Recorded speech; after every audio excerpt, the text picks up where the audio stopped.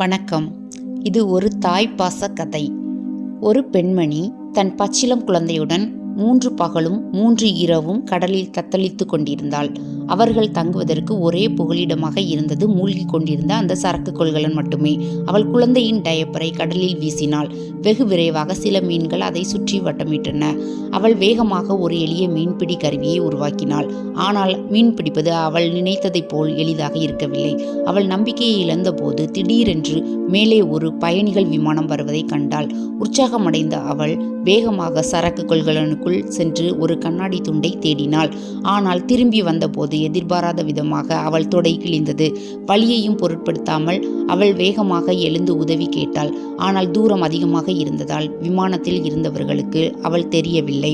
காயத்தில் தொற்று ஏற்படாமல் இருக்க அவள் மதுவை ஊற்றி காயத்தை சுத்தம் செய்தாள். பிறகு ஹெட்செட் ஒயரால் காயத்தை தைத்தாள். தாங்க முடியாத வலி அவளை மயக்கமடைய செய்தது. குழந்தைக்கு உணவளிக்க மீன் பிடிக்க வேண்டியிருந்தது. அவள் ஹெட்செட் ஒயரை பயன்படுத்தி ஒரு எளிய மீன் வலையை உருவாக்கினாள்.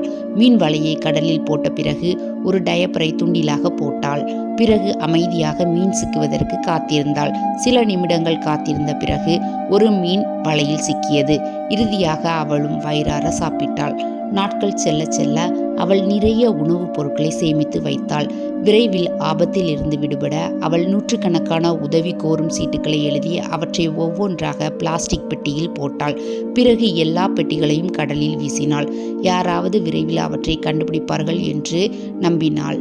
தண்ணீர் நிரம்பி அவர்கள் கடலில் மூழ்கிவிடாமல் இருக்க அவள் அவ்வப்போது குழாய் மூலம் தண்ணீரை வெளியேற்ற வேண்டியிருந்தது. குழந்தை குளிர்ச்சியாகி விடுமோ என்று அவள் கவலைப்பட்டாள். அவள் ஒரு தெர்மோஸ் குவளையில் மதுவை ஊற்றி தீயை மூட்டி குழந்தையை சூடேற்றினாள். மொபைல் போன் திரை உடைந்து விட்டதால் அவை திறக்க முடியவில்லை. கணவன் போன் செய்யும் வரை அவள் காத்திருக்க வேண்டியிருந்தது. ஆனால் அன்று இரவு கணவன் திடீரென்று ஒரு மோசமான செய்தியை அனுப்பினான். தான் துப்பாக்கியால் சுடப்பட்டு ஆபத்தான நிலையில் இருப்பதாகவும் அவளை காப்பாற்ற வர முடியாது என்றும் கூறினான். அவள் அழுதபடி உறுதியாக உயிர் வாழும்படி சொன்னாள். அதை கேட்ட பெண் மிகவும் வருத்தப்பட்டாள். ஆனால் அவள் புகார் செய்யவில்லை. மாறாக தான் குழந்தையை பெற்றெடுத்த விஷயத்தை கணவனிடம் சொன்னாள். பிறகு அவள் கணவனை குழந்தையிடம் சில அன்பான வார்த்தைகள் பேசச் சொன்னாள். குழந்தைக்கு நோ என்று பெயரிட்டாள். பிறகு போன் சார்ஜ் தீர்ந்து இருவரும் முற்றிலும் தொடர்பை இழந்தனர்.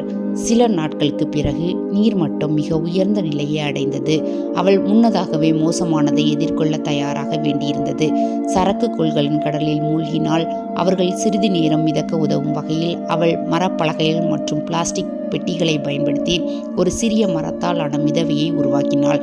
சிறிது நேரத்திற்கு பிறகு ஒரு கடற்பறவை தோன்றியது. அவளுக்கு நம்பிக்கையை அளித்தது. ஏனெனில் கடற்பறவைகள் இருக்கும் இடத்திற்கு அருகில் நிலம் இருக்கும் என்று அர்த்தம். ஆனால் நல்ல நேரம் நீடிக்கவில்லை. இரவில் கசிவை அடைக்க பயன்படுத்திய சீல் திடீரென்று கலன்றது. கடல் நீர் மிக வேகமாக சரக்கு கொள்கலனுக்குள் புகுந்தது. அதை பார்த்த அவள் சேமித்து வைத்திருந்த உணவை தேட முயன்றாள். ஆனால் எதிர்பாராத விதமாக ஒரு கயிறு அவள் காலை சுற்றியது. வேறு வழியின்றி அவள் தண்ணீருக்குள் மூழ்கி கயிற்றை வெட்டினாள். பெரும் சிரமத்திற்கு பிறகு அவள் இறுதியாக ஆபத்திலிருந்து தப்பினாள். ஆனால் அவள் நீருக்கு மேலே வந்தபோது குழந்தை எங்கு மிதந்து சென்றது என்று தெரியவில்லை. அவள் கடலில் உரக்க கத்தினாள். ஆனால் எதிர்பாராத விதமாக ஒரு திமிங்கலம் அவளை சுற்றி வந்தது. திமிங்கலம் வேண்டுமென்றே குழந்தையை நோக்கி நீரை பீச்சி அடித்தது. குழந்தை பயந்து அலறியது. இதன் மூலம் பெண் குழந்தையின் இருப்பிடத்தை கண்டுபிடித்தாள். அவள் வேகமாக நீந்தி சென்றாள். அதிர்ஷ்டவசமாக குழந்தை பத்திரமாக இருந்தது. வலிமையான திமிங்கலம் திரும்பி சென்றது. இப்படியே இவர்கள் இரவு முழுவதும் கடலில் தத்தளித்தனர். அவள் தன்னால் முடிந்தவரை முயற்சி செய்தாள் என்று பெண்மணிக்கு தெரியும். அவள் குழந்தையின் கையை பிடித்து சில வருத்தமான வார்த்தைகளை சொன்னாள். கடற்பறவைகள் வருவதை பார்த்து அவள் பெட்டியிலிருந்து மீனை எடுத்தாள். வெகு விரைவாக ஒரு கூட்டம் கடற்பறவைகள் அவளை சுற்றி வந்தன. தற்செயலாக அது ஒரு மீன்பிடி படகு அவர்கள் வழியாக சென்றது. அவர்கள் கடற்பறவைகளின் அசாதாரண நடத்தையை கவனித்து உடனடியாக படகை அவர்கள் பக்கம் திருப்பினர்.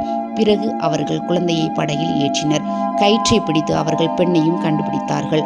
ஆனால் அந்த நேரத்தில் பெண் மரண படுக்கையில் இருந்தாள். நல்ல வேளையாக கருணையுள்ள மீனவர்கள் அவளை கைவிடவில்லை. சிறிது நேரம் தீவிர சிகிச்சை அளித்த பிறகு இறுதியாக பெண்ணை மீட்டனர். ஒரு பெண் 1 மாதம் முழுவதும் கடலில் மிதந்து விடாமுயற்சியுடன் குழந்தையை உயிருடன் வைத்திருந்தது கற்பனைக்கு எட்டாதது. தாய்ப்பாசத்தின் மகத்தான சக்தியை போற்றாமல் இருக்க முடியாது. என்னோட சேனல் சப்ஸ்கிரைப் பண்ணாமல் பார்த்துட்டு இருந்தீங்கன்னா கண்டிப்பாக சப்ஸ்கிரைப் பண்ணுங்கள். இன்னும் பயனுள்ள நிறைய வீடியோக்கள் இருக்குது, பார்த்து பயன்பெறவும். உங்கள் ஃப்ரெண்ட்ஸுக்கும் ஷேர் பண்ணுங்கள். தேங்க்யூ ஃபார் வாட்சிங்.